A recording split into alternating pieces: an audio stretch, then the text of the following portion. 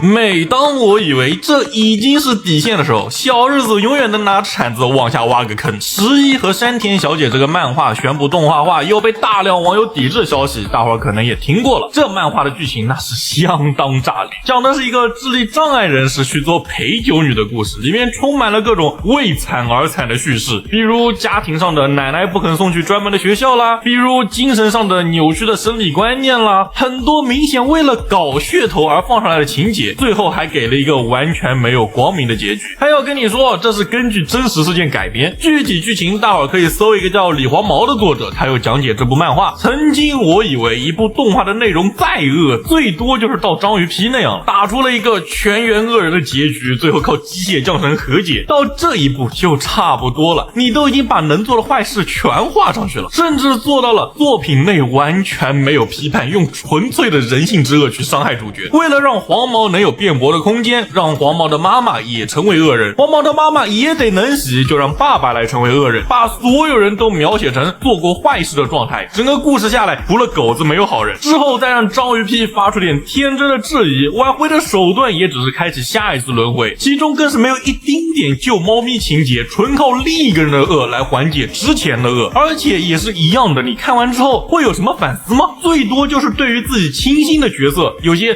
他也是被逼的这样苍白的辩驳。我真的以为对于一场极致的恶的描写到这种程度已经很夸张了，但十一和山田的情节确实突破了我对下限的认知，原来还能有作者写出如此残忍又毫无引导的创作。如果你觉得这个漫画是在批判现实，那么请你听一下我道听途说的东西。现在流行着用这个智力障碍角色的名字来取笑身边人的情况，使用语境类似于我们现在常用的嘲笑别人糖，真的有批判效果吗？我想大家心里都清楚。只有这样一部动画，我肯定不会说这样的开头。尼古喵喵出动画的时候，我在新番导师里说第一集很恶俗，可本质上看着挺乐的，可还是很恶俗。但第二只猫出现的时候，让我觉得这是否有点没有必要。这并不是一个很能影视娱乐化甚至搞笑化的行为，哪怕没下线似恶搞之家做了这些行为之后都是会被丑化的。但事实是零人在意这些事情，毕竟你都已经搞笑化了，这事情怎么可能还会有人去严肃思考呢？当我以为第二只猫就已经足够下线，到这里已经非常过分了，这只猫不被关进去我都觉得没道理了。不知道大家记不记得前段时间有一个打破了这个下线的动画化消息，现在是被全网封杀了，打出名字也是搜不到什么内容了。这动画能如此娱乐化这样一个严肃的事情，我只能说不愧是你们啊。而在这一切的一切背后，还有一件非常诡异的事情。在中文互联网有一个老生常谈的话题，无职转生的第一季在豆瓣上的评分是 5.8 分，给这动画差评的理由也是很单刀直入的，主角恶心，借小孩身份行猥琐之事，主角爸恶心，婚内出轨之类的，这些行为能把这动画打到 5.8 分。但前面说的章鱼皮、尼古喵喵都还在7分档，真的让我觉得匪夷所思。不知道大伙儿对于这些作品是什么想法，对于这漫画应不应该被动画化又是什么样的想法呢？在评论区说说吧。我是凯奇，我想和你聊聊动画。